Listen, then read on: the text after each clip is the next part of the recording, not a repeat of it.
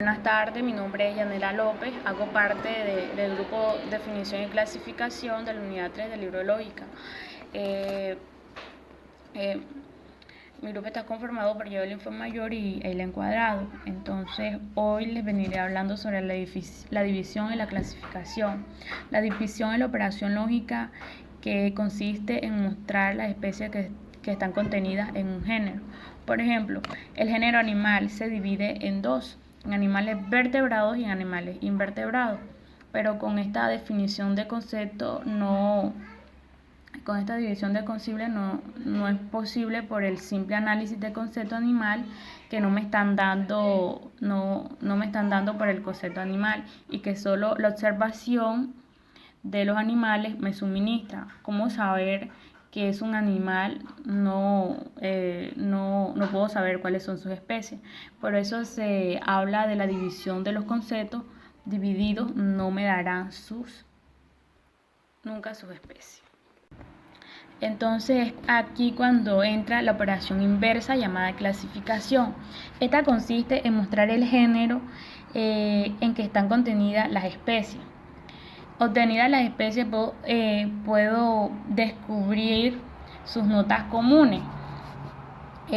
Su comprensión común forma el concepto de género, como el concepto de mamífero, como el concepto de ave, como el concepto de pez, batario, y ahí obtengo la definición de animales vertebrados.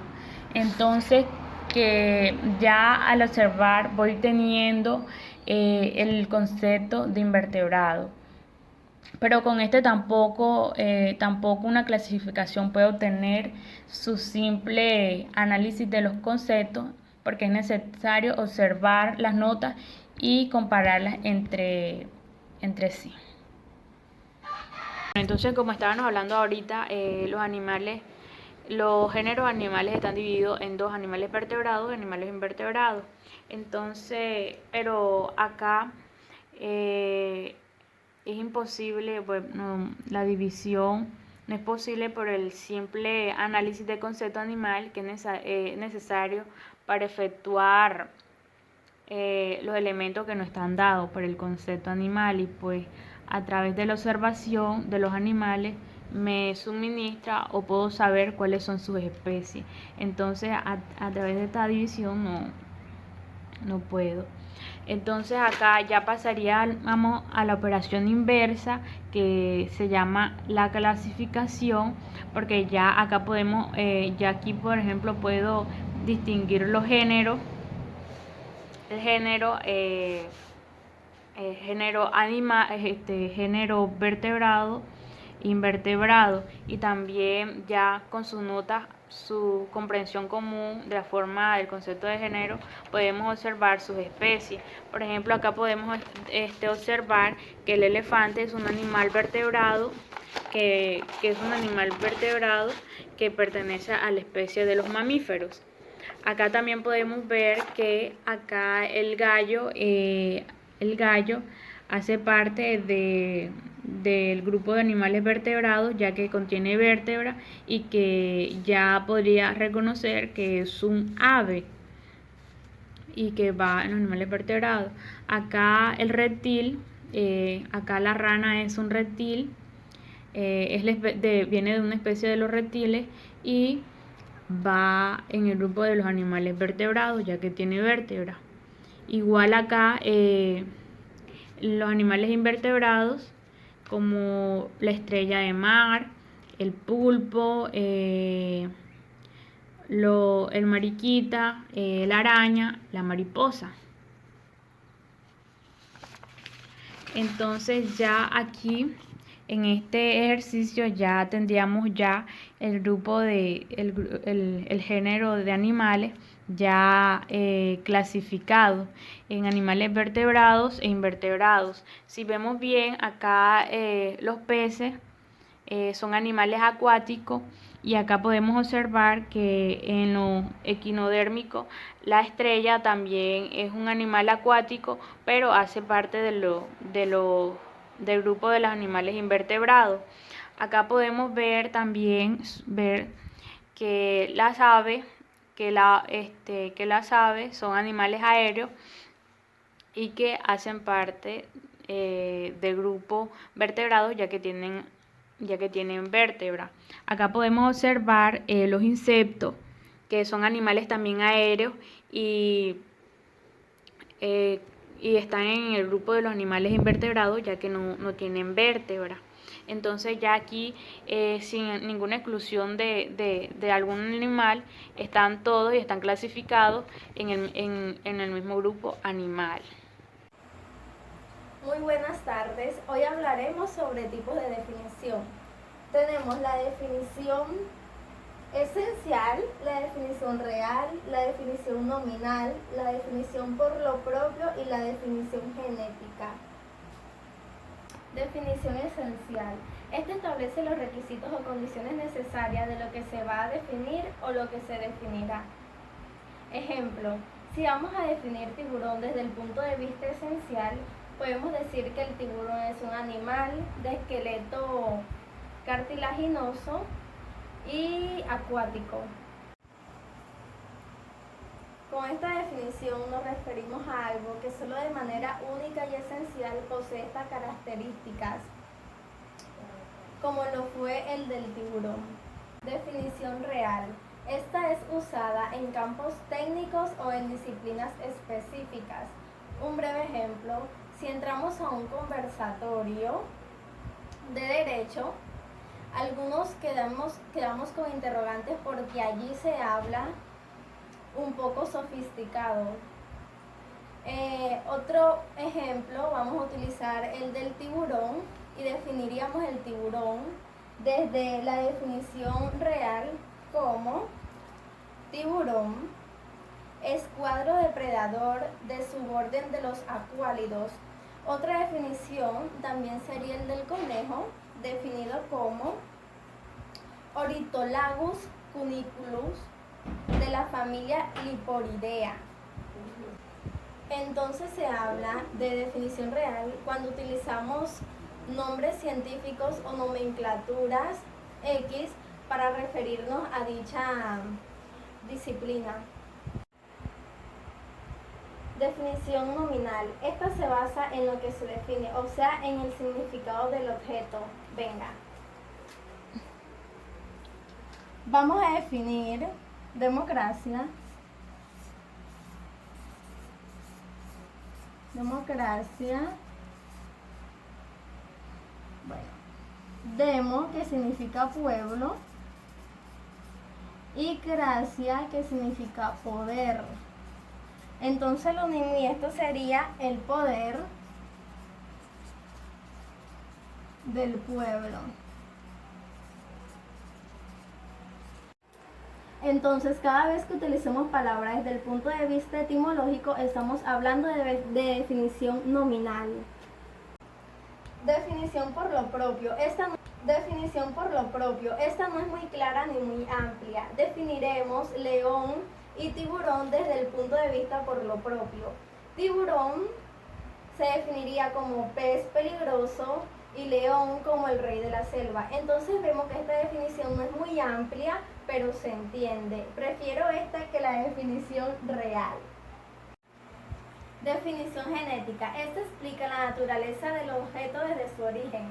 Podemos definir el agua desde la definición genética, diciendo que el agua H2O compuesta por dos átomos llamado oxígeno y hidrógeno. También podemos definir el tiburón como ese descendiente de hace 419 mil millones de años. Con esto concluyo mi intervención tomando como ejemplo para casi todas las mismas definiciones el tiburón.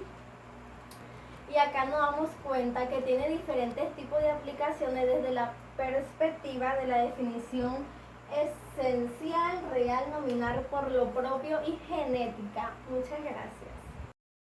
Buenas tardes.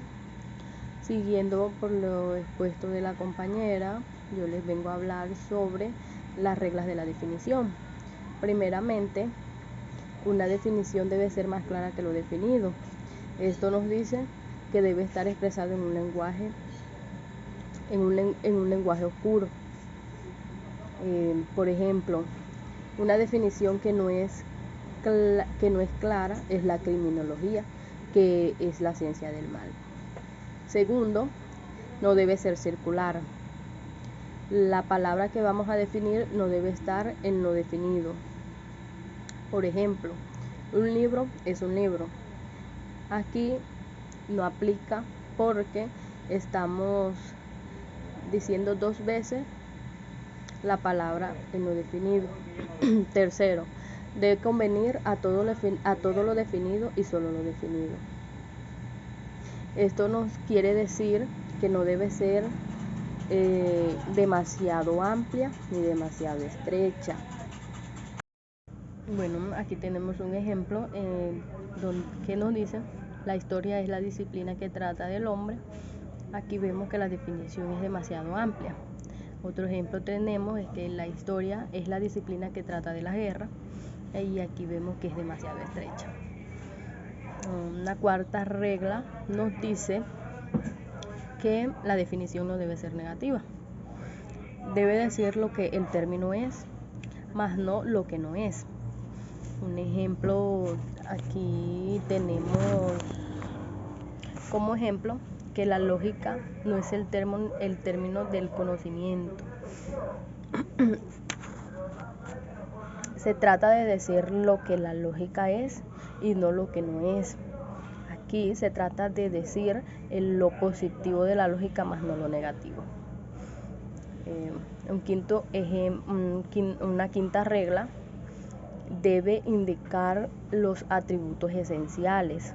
O sea, la definición debe indicar estos atributos esenciales. Debe definirse en la medida de lo posible, señalando el género próximo y la diferencia específica.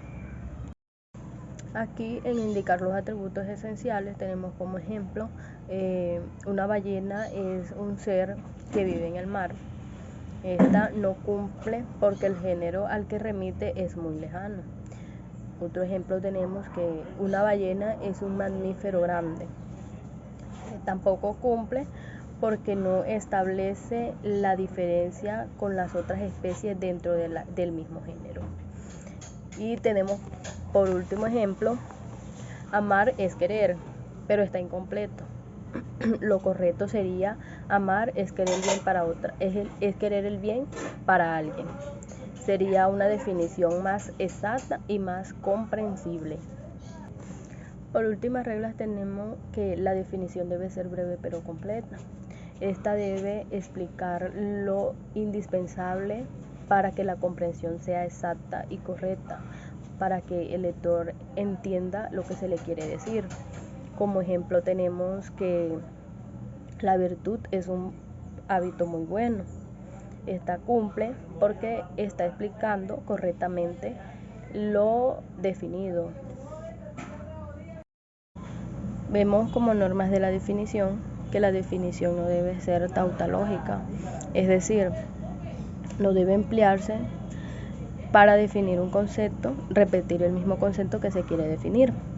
Vemos como ejemplo de tautología que la luz es un movimiento iluminante de los cuerpos luminosos.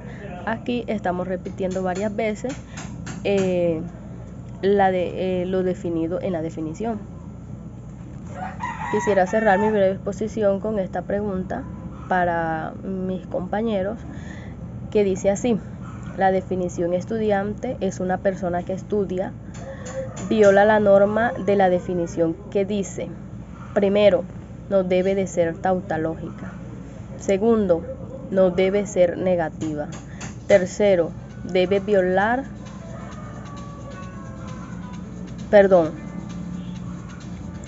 valer por lo definido. Y por último, debe ser clara. ¿Cuál de estas 4 respuestas es la de la pregunta?